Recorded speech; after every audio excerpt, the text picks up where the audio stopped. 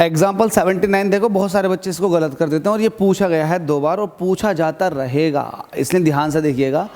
हमसे कह रहा है a battery of EMF E and internal resistance small r gives a current of 0.5 ampere with an external resistance of 12 ओम। देखो सही है, EMF E की एक बैटरी है, इंटरनल रेजिस्टेंस स्मॉल r है, 0.5 एम्पियर करंट आएगा सर्किट के अंदर तब जब आपने 12 ओम एक्सटर्नल रेजिस्टेंस लगा रखा होगा। यहाँ तक एक बात पूरी। हमसे कह रहा है current of 0.25 ampere with an external resistance 25 Om.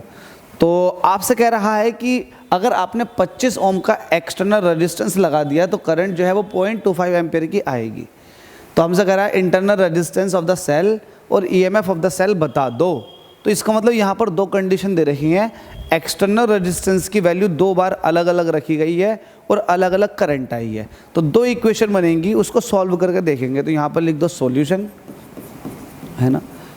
In first case ऐसे लिखेंगे, इन फर्स्ट केस, पहले वाले केस में EMF इज इक्वल टू क्या होता है, current into internal resistance plus external resistance.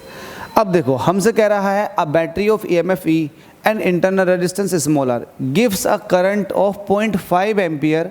Current की वैल्यू आ रही है 0.5 एम्पियर। हमसे कह रहा है with an external register of 12 ओम।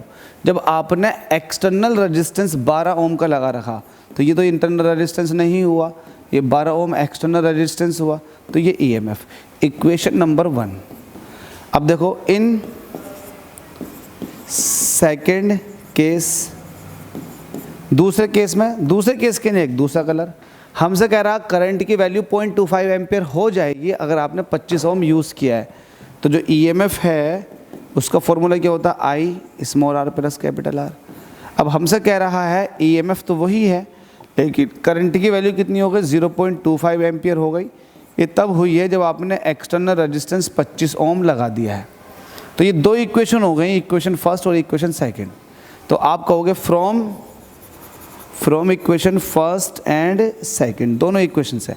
देखो ये भी EMF है, ये भी EMF है।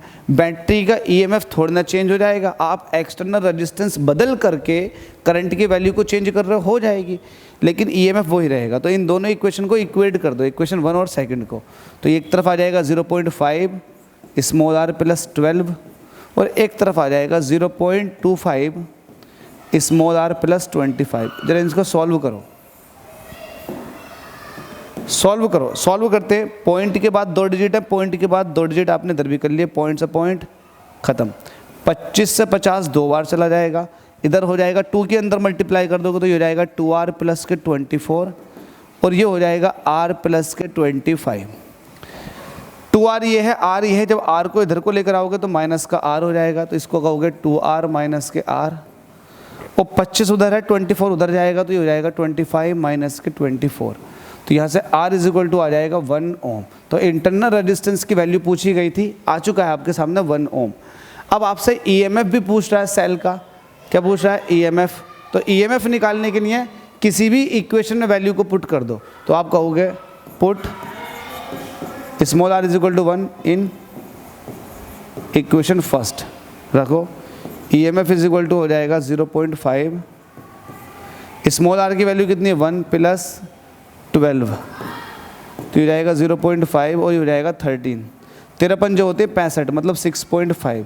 तो EMF आ चुका है 6.5 वोल्ट। तो क्या आपको कुछ टफ लगा ये क्वेश्चन? नहीं, इजी था। आप मुझे धन्यवाद बोलेंगे क्योंकि हो सकता है आपका डाउट क्लियर हो गया हो मेरे थ्रू।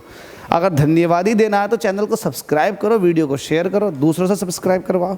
ये हमारी नज़रों में बहुत बड़ा धन्यवाद होगा। Thank you so much.